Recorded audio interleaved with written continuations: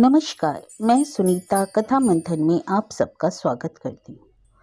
कथा मंथन में आज सुनिए कहाँ जाओगे बागबा कहानी का द्वितीय और अंतिम अध्याय। लेखक स्वयं प्रकाश। इसके पहले अध्याय का लिंक आपको हमारे डिस्क्रिप्शन बॉक्स में मिल जाएगा। आप वहां जाकर के इसके आगे की कहानी सुन सकते हैं। इसी बीच मास्टर साहब का प्रमोशन भी हो गया, हेडमास्टर बन गए थे और तबादला और भी दूर जिला गंगानगर में हो गया था, पर सूचनाएं मिलती रहती थी। नवीन हर इतवार नियम से फोन कर लिया करता था, लेकिन अंत में मास्टर साहब बेचैन होने लगे, नौकरी काटने लगी, अपने मकान के लिए छटपटाने लगे, इंतजार करने लगे कि कब कार्यकाल पूरा हो, सेवानिवृत्त होकर अपने घर में रहना आरंभ करें और अपना छूटा हुआ लिखना पढ़ना फिर से शुरू कर सकें। कुछ दिनों से उनकी इच्छा ऐसी पुस्तक लिखने की हो रही थी जो उनकी आत्मकथा जैसी भी हो और शिक्षा प्रणाली पर उनके विचार भी। अपने अनुभवों का निचोड़ वह इस पुस्तक में उड़ेल देना चाहते थे। नोट्स तैयार थे, पर पुस्तक आरंभ नहीं हो पा रही थी। अब रिटायरमेंट का 1 साल रह गया तो उन्होंने नवीन को लिखा कि वह नौकरी करते करते और दूर तथा अकेले रहते रहते बुरी तरह ऊब गए हैं। सोच रहा हूँ स्वैच्छिक सेवानिवृत्ति ले लूं और सब कुछ छोड़ छाड़ कर तुम्हारे पास आ जाऊं। तुम्हारा घर भी तो अब बसना चाहिए। मैं तुम्हारे मामा जी पर सब छोड़ बैठा, पर यह तो कुछ करते दिखते नहीं। प्रत्याशा के विपरीत नवीन का उत्तर तुरंत आ गया। ऐसा निर्णय आप जल्दीबाजी में हरगिज मत लीजिए। एक तो आप अपनी मैक्सिमम स्केल में हैं, सो साल भर की तनख्वाह छोड़ने में कोई अक्लमंदी तो नहीं है। दूसरे, यहाँ कोई असाइनमेंट आपका वेट तो नहीं कर रहा, आगे कोई जॉब करेंगे। मेरे ख्याल से इसकी आपने कोई योजना भी नहीं बनाई है। यहाँ तो आप बोर हो जाएंगे, टाइम पास करना मुश्किल हो जाएगा। इससे तो वहीं किसी तरह टाइम पास कीजिए और समय पर ही रिटायरमेंट लीजिए। दूसरी बात यह है कि मकान अभी खाली नहीं है। हमारी ही फैक्ट्री के एक अधिकारी को किराए पर दे रखा है। 3,000 रुपया महीना किराया आ रहा है। उसे मैं एकदम खाली करने को कैसे कह सकता हूँ? खाली भी करवाना हो तो उसके लिए दूसरा मकान मुझे ही ढूंढना पड़ेगा। वह भी उसे पसंद आ जाए तब ना। इसमें समय लगेगा। वैसे भी 12 महीने में कि 36,000 होते हैं। मैं फिर लिखूंगा। पत्र ही नहीं आया, दूसरे दिन फोन भी आ गया। पूछा सिर्फ यह है कि मेरी चिट्ठी मिली कि नहीं। कहा हाँ भाई मिल गई, और बस लाइन कट गई या काट दी गई। मास्टर साहब ने नवीन को चिट्ठी दोबारा ध्यान से पढ़ी और पढ़कर सुन्न जैसे हो गए। अरे ये किसकी चिट्ठी है? क्या उनके अपने बेटे की है? नहीं लगता है। लगता है जैसे किसी अजनबी की चिट्ठी है। सबसे पहले पत्र की जिस बात से उनका दिमाग खराब हुआ था वह थी उसकी भाषा। Maximum scale, job, wait, assignment, time pass, यह क्या भाषा है? क्या नवीन की भाषा इस बीच इतनी खराब हो गई है? कहीं से नहीं लगता कि यह वही नवीन है, मास्टर राम रतन वर्मा का लड़का, जो भाषा के पर्चों में सर्वोच्च अंक और भाषा के मामले में सर्वाधिक प्रशंसा पाया करता था। फिर धीरे धीरे खत के मजमून का सूक्ष्म अर्थ उन पर खुला। एक ही बेटा, नौकरी के कारण इतने वर्षों से जिससे अलग रहना पड़ रहा है, और जब उन्होंने यह लिखा कि वह आकर साथ रहना चाहते हैं तो आने को मना कर रहा है। और मना ही नहीं कर रहा है, घबराकर पुष्टि भी करना चाह रहा है कि कहीं उन्होंने स्वैच्छिक सेवा निवृत्ति तो ले नहीं ली। अजीब तरह के ख्याल मन में आने लगे। क्या बात है? क्या नवीन नहीं चाहता कि आकर उसके साथ रहूं? क्या मेरे होने से उसकी आज़ादी में खलल पड़ेगा? कहीं नवीन शराब तो नहीं पीने लगा है? उसने कोई औरत तो नहीं रख रखी है उस मकान में? किस अधिकारी को दे रखा है मकान? क्या नाम है उसका? 36,000 का जिक्र क्यों किया उसने? 36,000 बाप की जान से ज्यादा है क्या? कहीं ना कहीं कोई भूल जरूर हुई है उनसे। कहीं ना कहीं उनकी प्राथमिकताएं जरूर गड़बड़ाई हैं। वह अगर मकान बनाकर फंस नहीं गए होते तो यह भी हो सकता है, सब हो सकता था कि, लेकिन क्या हो सकता था? क्या जीवन भर वह नवीन को अपने साथ रख सकते थे? क्या जिनका मकान नहीं होता उनके बेटे उनके साथ ही रहते हैं? भाषा और भावनाएं सिर्फ नवीन की ही बदली हैं या उसकी पूरी पीढ़ी की? करते नहीं थे, पर इस बार उन्होंने नवीन को फोन किया। मैंने समय से पूर्व रिटायरमेंट लेने का फैसला कर लिया है। कल विभाग को लिख रहा हूँ। 3 महीने में मुक्त हो जाऊंगा। वह जो भी अधिकारी है तुम्हारा, उससे मकान खाली करवा लो। मैं सत्र समाप्त होते ही आ जाऊंगा। आशंका के विपरीत नवीन ने कहा, ठीक है, जब आपने निर्णय कर ही लिया है तो बहुत अच्छा है। मकान की आप फिक्र ना करें, मैं खाली करवा दूंगा, आ जाइए। लिखिए पढ़िए, बहुत हो गई नौकरी, अब आप आराम कीजिए।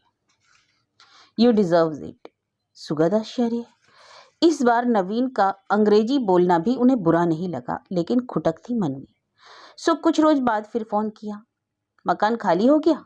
अगले हफ्ते हो जाएगा, एक बार पुताई करवा लूंगा अंदर बाहर। ठीक है।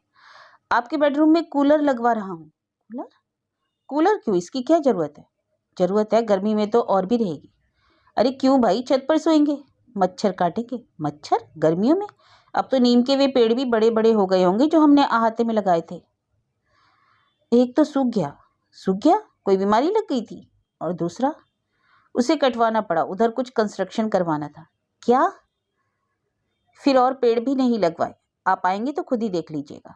मास्टर साहब चक्कर में पड़ गए। नीम के पेड़ नहीं है, पहले तो कभी बताया नहीं इसने। नीम के पेड़ के बगैर कैसा मकान? और मच्छर? मच्छर क्यों? और कंस्ट्रक्शन का क्या मायना है? क्या बना दिया बाजू में? मन किया अभी ही उठकर चले, देखे तो सही क्या हुआ है। कुछ रोज बाद फिर नवीन का फोन आया। मकान खाली हो गया है, पुताई करवा दी है, मैं अपना सामान भी ले आया हूँ। ठीक है। आपके कमरे में एयर कंडीशनर लगवा दिया है। Air conditioner? क्यों? अच्छा रहेगा, एक सस्ता मिल रहा था किस्तों में। क्या यार, तुम भी इन अप्राकृतिक आरामों से किसी किसी आवश्यकता है? नहीं, कूलर में फिर टेलीफोन की घंटी भी तो नहीं सुनाई देती है। इस बार नहीं पूछा मास्टर साहब ने कि टेलीफोन कब लिया और क्यों लिया, कुछ नहीं पूछा। हाँ हूँ करके बात खत्म कर दी। उन्हें लगा कुछ नहीं, अब सब खत्म है। जिस मकान में वह रहने जा रही हैं वह उनका यानी मास्टर रामरतन वर्मा का ही है ना, या वह नवीन का है? और जिसके लिए वह इतने विहल हो रहे थे, माया सचमुच महाठगनी है। सिर पकड़कर बैठ गए और बहुत देर तक उदासी बैठे रहे। पता साथ में था, याद तो था ही, पर लगा ऑटो रिक्शा वाले ने उन्हें बाहर वाला समझकर बेवकूफ बना दिया। यह तो वह इलाका ही नहीं जहाँ उनका मकान है। कुछ दूर तक तो रास्ता पहचाना सा लगा था। जब तक शहर में थे, तब्दीलियों के बावजूद फिर एक चौराहे पर कुछ संभ्रम हुआ कि सीधे जाते हैं या बाएं मुड़ते हैं। ऑटो रिक्शा बाईं तरफ मुड़ गया। उस रास्ते में फैक्ट्रियां ही फैक्ट्रियां थी। इतने कारखाने, इतने बोर्ड, इतनी होर्डिंग, सड़क पर इतने वाहन, इतना शोर, इतना प्रदूषण, इतना विकास की आत्मा की सारी प्रफुल्लता ट्रक के पहिए के नीचे आ गए, किसी नाजुक फूल की तरह कुचल गई। मास्टर साहब ने अपनी आंखें बंद कर ली। एक चौराहे पर आकर ऑटो रिक्शा रुक गया। आपको कौन से सेक्टर में जाना है? सेक्टर? सेक्टर का क्या चक्कर है, मुझे तो गोकुल नगर जाना है। हाँ हाँ, गोकुल नगर में कौन सा सेक्टर? पहले तुम गोकुल नगर तो चलो, हम बता देंगे कि कहाँ जाना है। गोकुल नगर तो आ गया। मास्टर साहब को विश्वास नहीं हुआ। ऑटो से उतरकर इधर उधर देखा और जगह पहचानने की कोशिश करने लगे। चौराहे पर ऊंचे ऊंचे साइन बोर्ड लगे थे, जिनमें शूटिंग शैटिंग, चॉकलेट, कोल्ड ड्रिंक आदि के विज्ञापन क्रिकेट के माध्यम से जन शिक्षण मुस्तैद थे। उसके नीचे एक तरफ साइकिल की, नाई की, चाय की दुकान और दूसरी तरफ सिगरेट पान की गुमटियां थी। मास्टर साहब सड़क पार करके पान की गुमटी के पास गए और एक पान वाले से अपने घर का रास्ता पूछने लगे। पान वाले के हिसाब से पता काफी अस्पष्ट और अधूरा था। फिर भी मदद करने की भावना से उसने पूछा, आपको किसके घर जाना है? नवीन वर्मा के घर। मास्टर साहब कुछ सोचकर बोले, नवीन वर्मा? टंडन साहब के मकान में? मतलब टंडन साहब रहते हैं जहां, वहीं? टंडन साहब का तो भाई पता नहीं। पान वाले ने पड़ोसी पान वाले से पूछा, ताज्जुब कि नवीन को कोई नहीं जानता, वो स्कूल के बाजू वाला होगा, सेंट मैरी के बाजू वाला। आपके क्या लगते हैं नवीन वर्मा? मास्टर साहब पान वाले का मुंह देखते रहे। हमारी जान पहचान के हैं। कुछ सोचकर मास्टर साहब बोले, कैसे कहते कि? पान वाले ने अंदाज से दाहिनी तरफ मुड़ जाने और अगले चौराहे पर फिर किसी से पूछ लेने की सलाह दी और रिक्शा फिर चला। चौराहे पर फिर पूछताछ, फिर मुड़ना, फिर पूछताछ। आधा घंटा घूम घूम कर फिर उसी चौराहे पर आ गए। मास्टर साहब परेशान। ऑटो वाले ने पूछा, पहली बार आए हो क्या बाबा? बाबा? मास्टर साहब को झटका लगा। मरी सी आवाज में बोले, हाँ भाई। ऑटो वाला उतरकर दुकान के पीछे पेशाब करने चला गया। लौटा तो बोला, चलो अब की बाई बाजू घूमकर ट्राई मारते हैं, आपका गुड लक हो जाए होगा तो मिल जाएगा, नहीं तो वापस रेलवे स्टेशन छोड़ दूंगा। ऑटो चला। खोए हुए से मास्टर साहब सिर उचकाकर दाहिने बाएं देखने लगी कि कहीं तो अपने मकान जैसा कुछ दिखे। तभी एक जीप पीछे से तेजी से आई। ऑटो रिक्शा को ओवरटेक किया और चूं की आवाज के साथ ब्रेक मारकर ऑटो रिक्शा के आगे खड़ी हो गई। जीप से बाऊजी करता नवीन कूदा। मास्टर साहब उतरे। नवीन ने पांव छुए। मास्टर साहब ठीक से देख भी नहीं पाए कि नवीन को मोटा हो गया था। बहुत अच्छी नीली कमीज और सफेद पतलून पहने था। स्मार्ट, एकदम आदमी जैसा लग रहा था। गाल वाल भर गए थे। नवीन ने मास्टर साहब का सामान उठाकर जीप में रखा। ऑटो वालों के पैसे दिए, बगैर मास्टर साहब से पूछे कि कितने देने हैं। ऑटो वाले को थैंक यू कहा। मास्टर साहब को जीप की आगे की सीट पर बैठाया, खुद पीछे चढ़ा और 5 मिनट में मास्टर साहब अपने घर पहुंच गए। अपना घर? अब यह एक संकरी सी गली थी, जिसकी दुकान और मकानों के बीच फंसा हुआ छोटा सा उनका मकान था। भेड़ियों के बीच डरकर दुबके एक छोटे से खरगोश सा, लगभग वैसा ही जैसा उन्होंने बनवाया था। किसी समय जो इलाके का एकमात्र और भव्य मकान हुआ करता था और जिसके लिए मास्टर राम रतन वर्मा ने अपनी जीवन भर की जमा पूंजी, अपनी भविष्य निधि, सब कुछ लगा दिया था, अब इस क्षेत्र का सबसे छोटा और पुराना मकान था। किसी क्षमा प्रार्थी बूढ़े जैसा, हर तरफ भव्यता। मास्टर साहब का दिमाग बौखला गया। लाउड स्पीकर पर चीखते गाने पहले ही दिमाग खराब किए थे, उस पर नवीन का ऐसा विचित्र जवाब। पैसे दे दिए बस, कोई और तुम्हारे लिए मन की शांति और आत्मा की शुद्धि ला देगा भला। और पूजा चढ़ाना क्या होता है भाई? रसोई में प्लेटफॉर्म बन गया था। गैस का चूल्हा था, लगभग व्यवस्थित, कुछ ज्यादा ही व्यवस्थित, जबकि इसका कमरा कबाड़ खाना हो रहा है। नहीं, यह इसका काम नहीं हो सकता। अरे खाना तुम खुद बनाते हो? नहीं, एक औरत को रख रखा है, वह बना जाती है, झाड़ू पोछा बर्तन भी वही करती है। मास्टर साहब को लगा किसी और के घर आ गए, थके थे, लेट गए। नवीन को दफ्तर जाना था, जीप बाहर ही खड़ी थी। चाय पिलाकर चला गया। लेटने का मन था पर सोचा इकट्ठे ही लेटेंगे। दाढ़ी बनाई, अनमने से नहा धोकर 2 रोटी खा ली और सो गए। अचानक आंख खुली, गर्मी लगी, देखा तो पसीने से नहाए हुए हैं। पंखा बंद था, शायद लाइट नहीं आ रही थी। हाँ, लाइट ही नहीं थी। हवा के लिए दरवाजा खोला तो ढेर सारी धूल अंदर आ गई। कुछ देर फर्श पर दरी बिछाकर लेटे रहे तो मक्खियां आ गई। सामने ही कहीं 2 औरतें चीख चीख कर लड़ रही थी। गाली गलौज और उनकी लड़ाई खत्म नहीं हो रही थी। एक पल नहीं सो पाए। नवीन ने बताया कि पावर कट चल रहा है, दिन में 10 से 5 रोज बिजली चली जाती है। इस कमरे से उस कमरे में डोलते रहे। नवीन की किताबें देखी और ज्यादातर अंग्रेजी की, उसमें भी इंजीनियरिंग की, कुछ चिकने पन्नों वाली पत्रिकाएं। क्या करे, खाली बैठने की आदत नहीं थी। बड़ी मुश्किल से शाम हुई। नवीन लौटा तो घर घर जैसा लगा। गर्मियों की आमद थी। सूर्यास्त देर से हुआ। सूर्यास्त के साथ ही चारों तरफ बड़ी अजीब सी बदबू फैलने लगी, जैसे पास ही कहीं कोई जानवर मर गया हो। बाहर जाकर देखा तो सब कुछ पीला पीला जैसा लगा। भीतर आकर नवीन से पूछा कि यह बदबू कैसी? शर्माते हुए नवीन ने बताया, हमारी फैक्ट्री से गैस रिलीज होती है रोज। आप आज ही आए ना, इसलिए आपको ज्यादा लग रहा है, हमें तो पता ही नहीं चलता।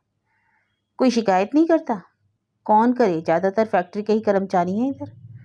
लेकिन यह तो अपराध जैसा है। अभी तो कुछ नहीं, बरसात में देखना आप, सरकार कुछ नहीं करती। इंडस्ट्री लगाएंगे तो कुछ ना कुछ तो कीमत चुकानी ही पड़ेगी। मास्टर साहब चुप हो गए। आधे घंटे बाद बाहर निकले तो अपने अहाते में ढेर सारी मोटरसाइकिल और स्कूटर खड़े देखे।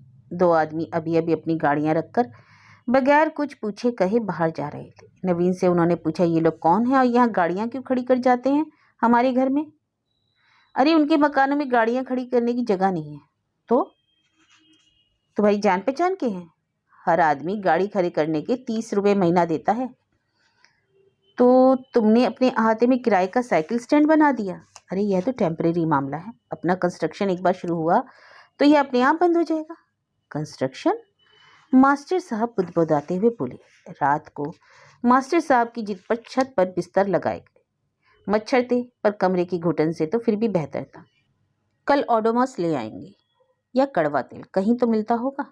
अभी आंख लगी ही थी कि कहीं से चीखने चिल्लाने मारपीट गाली गलौज की आवाज़ से आंख खुल गई। सुनते रहे। सोचा नवीन से पूछे, लेकिन वह तो खर्राटे भर रहा था। सुबह नवीन ने बताया कि बद्री पहलवान होगा, कभी कभी ज़्यादा पीकर आ जाता है और जो सामने मिला उसी को ठोक डालता है। कोई पुलिस में रिपोर्ट नहीं करता? 1-2 बार की थी। करता क्या है, ड्राइवर है हमारे यहाँ। उसने कैसे मकान बनवा लिया यहाँ? नवीन को मास्टर साहब का सवाल अजीब सा लगा। ड्राइवर है तो यहाँ मकान नहीं बनवा सकता? 16 टन के डंपर और पे लोडर खिलौनों की तरह चलाता है। ओवर टाइम मिलाकर मुझसे ज़्यादा तनख्वाह पाता है। आड़े वक्त पर सबके काम आता है। वह यहाँ मकान क्यों नहीं बनवा सकता? उसने कहा कुछ नहीं। फैक्ट्री के लिए जल्दी जल्दी तैयार हो रहा था। नवीन के जाने के बाद मास्टर साहब ने पूरे मकान का ध्यान से मुआयना करना शुरू किया। कभी सोचा था मकान बनवाया तो सबसे पहले आंगन में एक तरफ मरुआ और दूसरी तरफ तुलसी का पौधा लगाएंगे और प्रवेश द्वार पर जूही का गाछ। कैसा लिखा है, निरालन है। सोती थी सुहाग भरी सब्जियां घर में ही उगाया करेंगे। घर की ताजा सब्जी की तो बात ही कुछ और है। बेडरूम की खिड़की के नीचे रात रानी या नागपंचा ठीक रहेगी। और छाया के लिए आंगन में कहीं एक गुलमोहर का पेड़ जरूर लगवाएंगे। दुष्यंत ने कितनी शिद्दत से कहा है। मरे तो अपने बागीचे में गुलमोहर के तले। अहाते की जमीन बंजर, कड़ियल और तेल पी हुई सी काली। जगह जगह वाहनों से टपका तेल। सारा खुदवाकर नई मिट्टी डलवानी पड़ेगी। गेती फावड़ा खरीद कर लाना पड़ेगा। हैंडपंप टूटा पड़ा था, उस पर धूल जमी थी। पीछे की तरफ जंगली बबूल और आंकड़े के पौधे भरे थे। बगल के प्लॉट में 2 मंजिला मकान बन गया था, जिसके पिछवाड़े की भद्दी दीवार और नाली अपने मकान से सट गई थी। पानी नल में कितना आता है देखना पड़ेगा। ऊपर टंकी भी बनवानी पड़ेगी। लेकिन कुछ भी करने से पहले क्या नवीन से पूछना नहीं पड़ेगा? तभी अखबार आ गए, एक अंग्रेजी का एक हिंदी का। घंटे भर में उन्हें पढ़ लिया। अब क्या करे? बिजली फिर चली गई। 15 दिन होते ना होते मास्टर साहब का जी उचाट हो गया। 15 दिनों में उन्होंने गोकुल नगर ही नहीं, आसपास का पूरा इलाका अच्छी तरह घूमकर देख लिया। कहने को तो वहाँ सब था। स्कूल, सड़कें, गैस एजेंसी, शॉपिंग सेंटर, अस्पताल, यातायात के साधन, मंदिर, कम्युनिटी सेंटर, यहाँ तक कि पास ही एक शानदार स्टेडियम भी बना हुआ था। पर सबके बावजूद मन को प्रफुल्ल करने वाली कोई बात नहीं थी। शुद्ध हवा, साफ पानी तक नहीं। फैक्ट्री से छोड़ी जाने वाली गैस को बर्दाश्त करना मुश्किल था। उससे सिर चढ़ जाता और बदन पर खुजली होने लगती। पेड़ पौधे बर्बाद हो जाते। सुबह आंख चिड़ियों की चहचहाहट के साथ नहीं, कौवों की कांव कांव के साथ खुलती। सड़कों पर फुटपाथ नहीं थे। कॉलोनी में कोई टहलता नजर नहीं आता था। कुछ नौजवान ट्रैक सूट पहनकर स्कूटर पर बैठकर स्टेडियम जरूर जाते थे जॉगिंग करने। लड़कियां टेनिस खेलने या तैरने कार में बैठकर। कॉलोनी की संकरी गलियों में लड़के इतना तेज स्कूटर चलाते थे कि पैदल चलने वालों को बाजू की दीवार से छिपकली की तरह सट जाना पड़े। घर पर नवीन सुबह सुबह तेज आवाज में संगीत बजाता, सो भी अंग्रेजी। जो मरा ना समझ ना आवे तो मधुर ना लगे। और मास्टर साहब को लगता नवीन बातचीत से बचने के लिए ही संगीत बजाता है। अखबार आता तो इकोनॉमिक टाइम्स, जिसमें मास्टर साहब के लिए सब कुछ अबूझ और नीरस होता। खाना बनाने जो औरत आती, हालांकि काम तो बहुत फुर्ती और सफाई के साथ करती, पर पता चला मुसलमान है। मास्टर साहब अपने घर में ऐसा कभी नहीं होने देते, क्योंकि कुछ भी कहो, लेकिन यह ऐसा मामला है जिसके बारे में वह नवीन से भी कुछ नहीं कह सकते थे। एक दिन दबे लफ्जों में उन्होंने कहा जरूर था कि खाना इससे क्यों बनवाते हो, अपन ही बना लिया करेंगे। तो नवीन कुछ ऐसे आंखें तरेर कर बोला था क्यों, कि फिर मास्टर साहब से कुछ कहते ना बना। आसपास के कुछ रिटायर्ड लोग भी उनसे मिलने आए, लेकिन वे मास्टर राम रतन वर्मा से मिलने नहीं आए। वे इंजीनियर नवीन वर्मा के फादर से मिलने आए। पहले हफ्ते में उन्होंने विस्तार से और धीरे धीरे अपना परिचय दिया और अपने अपने दफ्तरों के उनके हिसाब से दिलचस्प किस्से सुनाए। और दूसरे हफ्ते तक वे अपने बेटे बहू की बुराई पर उतर आए। अपने क्षेत्र, शहर और प्रदेश और यहाँ तक कि आपस में एक दूसरे के प्रति भी उनकी राय अच्छी नहीं थी। लेकिन उनकी राय किसके बारे में अच्छी थी? मास्टर साहब को अपनी नौकरी के अभी अभी छूटे दिन याद आने लगे। अपने सहकर्मी, अपने विद्यार्थी, अपना कार्यालय, अपने चपरासी, बच्चों के ताजा गुलाब जैसे चेहरे और मासूम बातें। अपने विद्यालय में मास्टर साहब लगभग सर्वे सर्वा थे। जिंदगी जैसे पूरी तरह उनके नियंत्रण में थी। घोड़े पर सवार थे तो हाथ में लगाम थी और पांव रकाब में। वह नौकरी छोड़ने के अपने निर्णय पर, जल्दबाजी पर, भावुकता पर पछताने लगे। नवीन सच कहता था, हड़बड़ी मत कीजिए। नवीन जो भी कहता है सच कहता है, पर वह कहता ही कहाँ है। बातचीत भी आजकल बाप बेटे में बहुत कम होती है। बहुत अलग अलग हैं उनकी जिंदगियां। बहुत जरा सा एक सापन है उनमें। दोनों के बीच विचारों की आवाजाही के पुल की चंद खपच्चियां ही बची रह गई हैं। कभी एक चरमराती है, कभी दूसरी चटकती है। एक दिन मास्टर साहब ने उसकी शादी की बात निकाली। मामा जी के यहाँ हो आता हूँ, तो साफ कह दिया कि अभी 4-5 साल शादी करने का मेरा कोई मूड नहीं।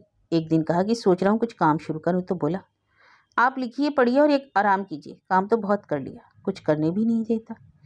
एक दिन कुछ पुरानी कहानियां नए रजिस्टर में उतार रहे थे तो बोला, इतनी मेहनत करने की क्या जरूरत है, मैं फोटो कॉपी कर देता हूँ या सीधा कंप्यूटर में ही फीड कर देते हैं, मेहनत मत करो। परिश्रम से इतनी नफरत क्यों हो गई है लोगों को आजकल?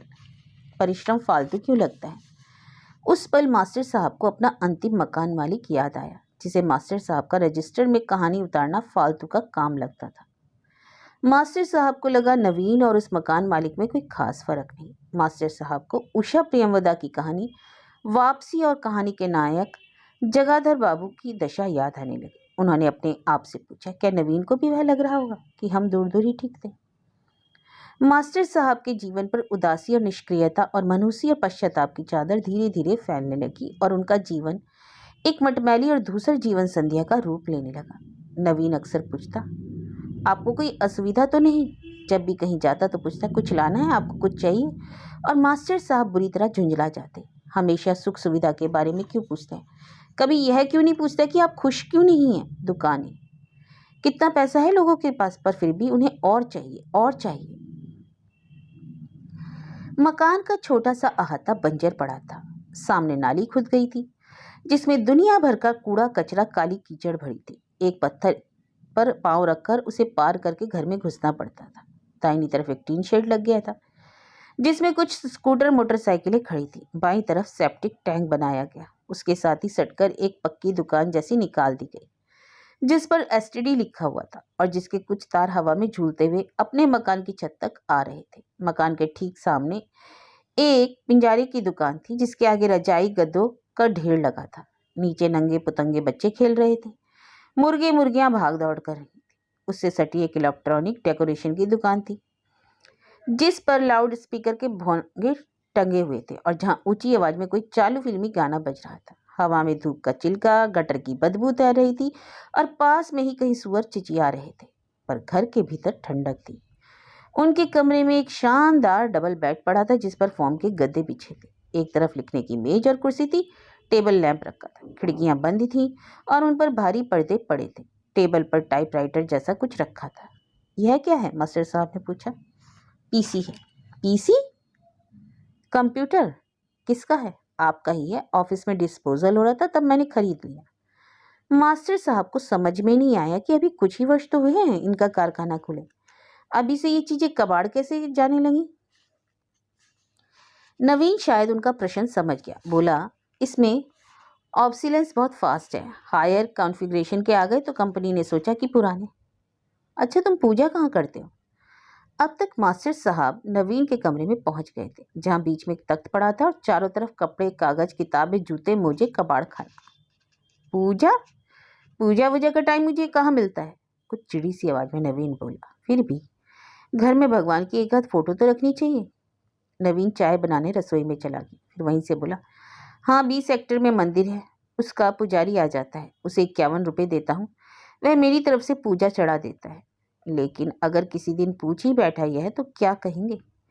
क्या कह पाएंगे कि क्यों बनवाया उन्होंने मकान, किसके लिए, क्यों सपने देखे एक आरामदेह, शांतिपूर्ण और सुरुचिपूर्ण घर मोहल्ले समाज के? क्यों नहीं सोच पाए कि जब तक इस घर में रहने आ पाएंगे जिंदगी इस लायक बचेगी ही नहीं, या वह स्वयं ही जिंदगी के लायक नहीं बचेंगे? कैसा बनाना चाहते थे वह नवीन को? क्या अपने जैसा? तो फिर वह जैसा बना है उन्हें ठीक क्यों नहीं लग रहा है? नहीं, कहीं ना कहीं कुछ भयंकर जरूर गलत हुआ है और शायद उनसे ही हुआ है। जिंदगी के इम्तिहान में अंततः वह 33% अंक भी नहीं जुटा पाए हैं। कोई 3 महीने बाद एक दिन शाम को खाना खाते समय नवीन ने कहा, बाबूजी, यहाँ से कोई 10 किलोमीटर आगे माखोपुरा की तरफ प्लॉट कट रहे हैं, 8 रुपये स्क्वायर फुट में। अभी वहाँ कुछ नहीं है। अप्रोच रोड भी कच्ची है, पर वहाँ पर एक शानदार मकान बना हुआ है जो 4 साल पुराना है और बिक रहा है। एक डॉक्टर ने बनवाया था जो मिडिल ईस्ट जा रहा है।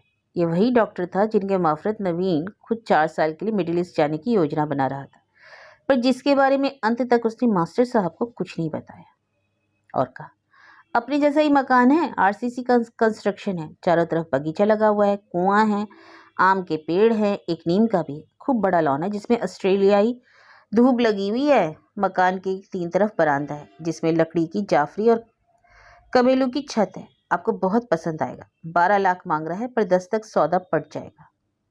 सोच रहा था कि आप कहें तो चलकर देख लें, बट पैसे 4-5 तक तो यहीं निकल जाएगा। कुछ बैंक में है, कुछ फैक्ट्री से लोन मिल जाएगा और कुछ तो आपको भी मिल ही रहे होंगे।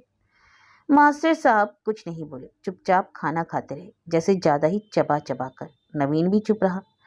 खाने के बाद कुल्ला करते समय अचानक मास्टर साहब बोले, अरे चाहे कहीं भी चले जाए, मैं तो यहीं रहूंगा और तुम भी यहीं रहोगे। नवीन कुछ समझा नहीं। वह अपने कमरे में चला गया और कुछ पढ़ने लगा। मास्टर साहब हाथ पीछे बांधे हॉल में टहलते रहे। अचानक नवीन के कमरे के दरवाजे पर आकर बोले, एक बात और है। क्या बाबूजी? नवीन ने पूछा। तुम कैसे कह सकते हो कि आनंदी वहां भी नहीं पहुंच जाएगी? नवीन मास्टर साहब का मुंह देखता रह गया। उससे कोई जवाब देते नहीं बनता भी कैसे? उसने मशहूर उर्दू कथाकार गुलाम अब्बास की अमर कहानी आनंदी पढ़ी ही कहाँ थी। 6 महीने बाद इसी नए घर में मास्टर साहब को बसाकर इसी डॉक्टर के साथ नवीन दुबई चला गया और मास्टर राम रतन वर्मा गुलाम अब्बास को कोसते रह गए।